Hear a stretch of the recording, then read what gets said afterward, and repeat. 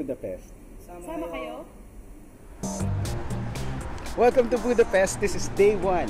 So we arrived last night dito sa lugar na to. Safe and sound, thank God. The sun is up, pero I think uulan mamaya. Siyempre, September ngayon, it's the turn of the season.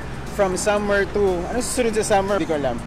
Kaya medyo maulan. As I was saying, we arrived safe and sound, pero meron kaming casualty. Ang casualty ay ako. Specifically, yung bagahe ko. Half of the people na sumakay dun sa eroplano, hindi nila nakuha yung bagahe nila. We're gonna stay here for 4 days.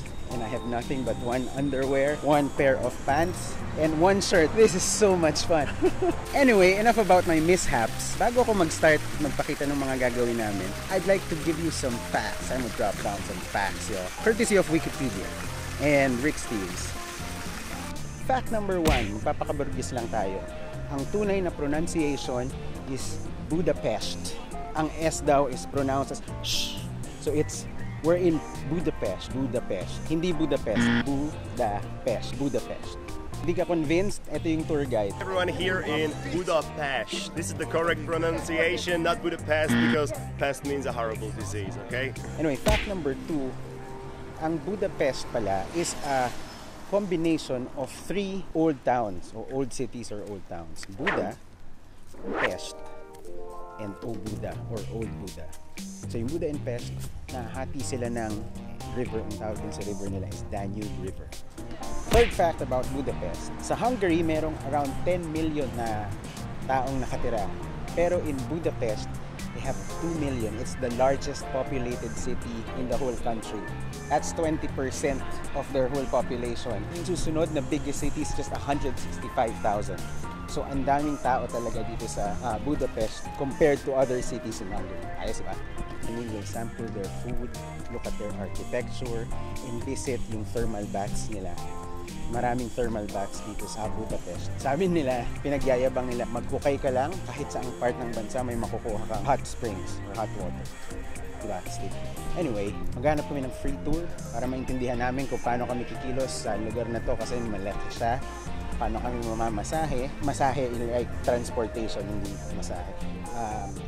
There are public fountains here sa Budapest. This is gonna save us so much money. And hindi kami bibili ng bottled water na, you know, like waste. Sarap. Cold.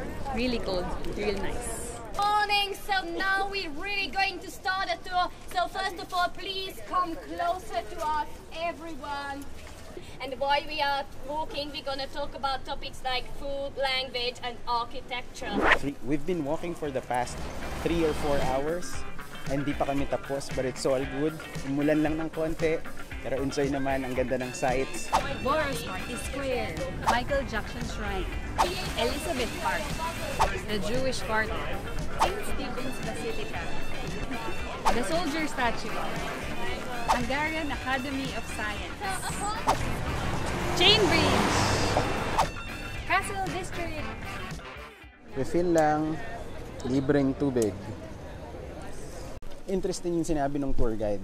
Hindi ko sa'yo kung bakit Kasi sabi niya, kaya sila naging Christian kasi nung nagpunta sila sa Europe, yung mga surrounding countries, mga surrounding governments, surrounding monarchies, Christian nation na sila. And since pagan sila, under threat sila.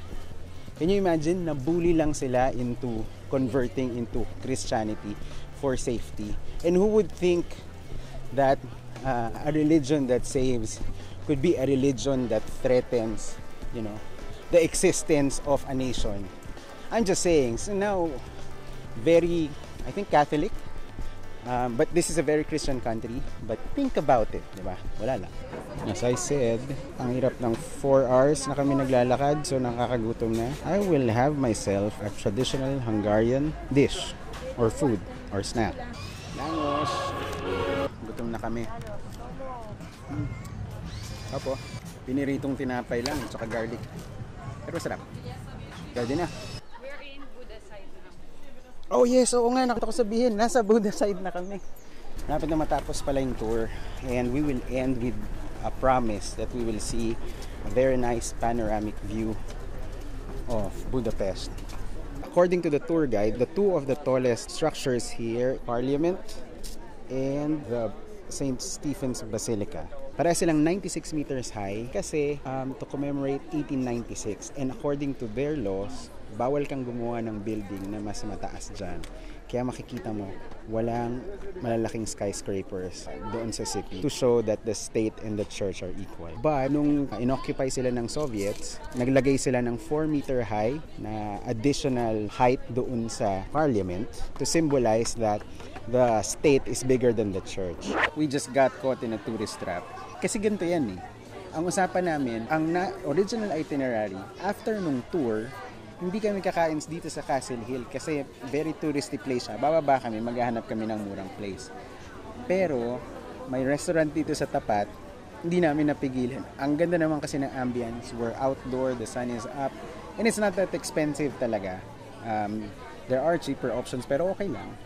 Mukhang masarap yung pagkain. We ordered pork knuckle, Hungarian sausage, and stuffed cabbage with meat, and ay grabe. Masarap. So bago ako mawala ng baterya, I really need to buy another battery. After eating that hearty lunch, naglakad kami ng konti dun sa Castle Hill area. May nakita kaming National Gallery or National, I don't know, Museum, National Art Gallery. And andun si Frida Kahlo. Apparently, gusto siya ni Erwin. Hindi kami makakapunta ngayon. Ayun lang. So, paubos ang baterya ko just in case. Dito kami sa Buda and explore namin yung Castle Hill after spending a morning in Pest. So hopefully bukas we'll spend more time in Pest. Dito dapat kami sasakay kanina papunta ng Castle Hill. Pero sabi dun sa walking tour guide, masyado daw mahaba pila, which is true. Pero ang cute lang, di ba? Funicular. Siklo. Oh, pero yun yung view from the midpoint. Naglalakad na kami papunta sa sa thermal bath. Kasi ligon-ligo na ako, lagkit na ako sa katawan ko. Kapon pa ako di nagpapalit ng damit. Pero naligo ako. Pero ang ganda ng view sa may Danube. I can see the chain bridge. Ayun si Erwin. Kita nyo. So papunta kami sa Kireli Baths. So punta lang kami dun to relax. Ngayon wala akong GoPro. Naiwan ko sa Airbnb. Kaya baka wala akong ma-shoot. Wala akong swimsuit kasi nga wala akong bagahe. Aaminin ko na kadiri pero may rental sila ng swimsuit. Magre-rent na lang ako.